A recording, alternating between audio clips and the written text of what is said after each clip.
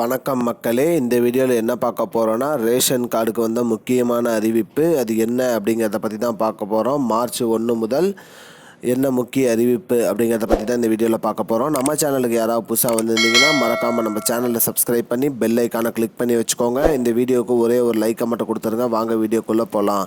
பொதுவாக ரேஷன் கடைகளில் நம்ம பொருட்கள் வாங்கிக்கிட்டு பணம் கொடுப்போம். பொதுவாக நமக்கு பார்த்திங்கன்னா அரிசி இலவசமாக வழங்குறாங்க. எண்ணெய் லிட்டர் 25 ரூபாயும், சர்க்கரை 30 ரூபாயும், பருப்பு 28 ரூபா அந்த ரேஞ்சில் கொடுக்குறாங்க. எல்லாமே பார்த்திங்கன்னா ஓரளவுக்கு உங்களுக்கு ஒரு 80 ரூபாய் 83 ரூபா அந்த மாதிரி வரும்.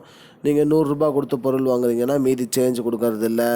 இல்லை உங்களுக்கான பணம் ரிட்டர்ன் கரெக்டாக வராதனால அரசு இது எடுக்கிறதுக்கு ஒரு முடிவு எடுத்திருக்காங்க.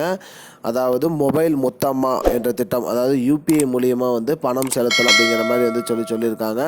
இதனால் நீங்கள் உங்களுடைய அமௌண்ட்டை நீங்கள் டைரெக்டாக கூகுள் பே, ஃபோன்பே பண்ணுற மாதிரி அந்த மொபைல் மொத்தமா அப்படிங்கிற அந்த செயலி மூலியமாக நீங்கள் அரசுக்கு டைரெக்டாக நீங்கள் அந்த அமௌண்ட் செலுத்திடலாம்.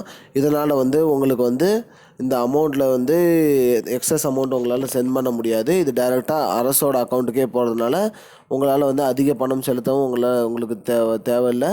நீங்கள் என்ன பணமோ அதை மட்டும் நீங்கள் செலுத்தினா போதும், அதிகமாக செலுத்த தேவையில்லை அப்படிங்கிற மாதிரி சொல்லியிருக்காங்க மக்களே. மேலும் இதனால் மக்கள் மகிழ்ச்சி அடைஞ்சிருக்காங்க. பொருட்கள் நம்ம என்ன பணம் கொடுத்து வாங்குறோமோ அதற்கான அமௌண்ட்டு மட்டும் அனுப்பினா போதும், அதிகபட்ச அமௌண்ட்டு தேவையில்லை அப்படிங்கிற மாதிரியும் இதனால் மகிழ்ச்சி அடைஞ்சிருக்காங்க மக்களே.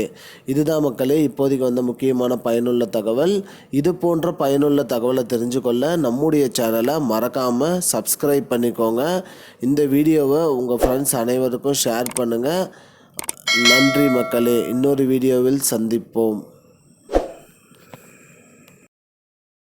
I don't understand your jokes, man. Because it's not a joke. முன்ன பின்ன தெரியாத ஒரு பையனுக்காக விடுற அந்த மனசு இருக்க, அதான் கடவுள்.